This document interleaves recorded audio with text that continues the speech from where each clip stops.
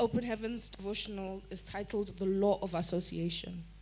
The Law of Association. Our memory verse is taken from the book of 1 Corinthians chapter 15, verse 33.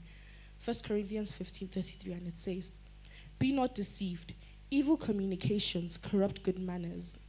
Be not deceived, evil communications corrupt good manners. Our Bible reading will be taken from the book of 2 Corinthians chapter 14, 2 Corinthians chapter 6, from verse 14 to 18, and it says, "Be ye not unequally yoked together with unbelievers. For what fellowship hath righteousness with unrighteousness? And what communion hath light with darkness?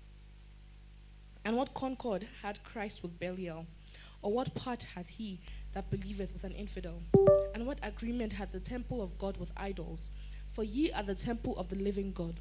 And as God hath said, I will dwell in them and walk in them, and I will be their God, and they shall be my people.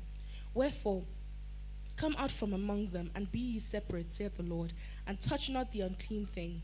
And I will receive you, and will be a father unto you, and ye shall be my sons and daughters, saith the Lord Almighty." Brethren, the law of association is a very powerful law that every human being on earth must understand and apply correctly. We know very well that if you are in the company of fools, you are also considered a fool. If you're in the company of intellect, you're also considered intellect. If you're in the company of drunkards and you say that you don't drink, I think it's very difficult for people to believe you, right? Because you keep such company.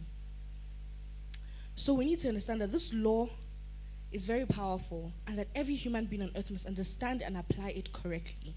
This law is subtle in its operation, and many people do not realize when it is working on them.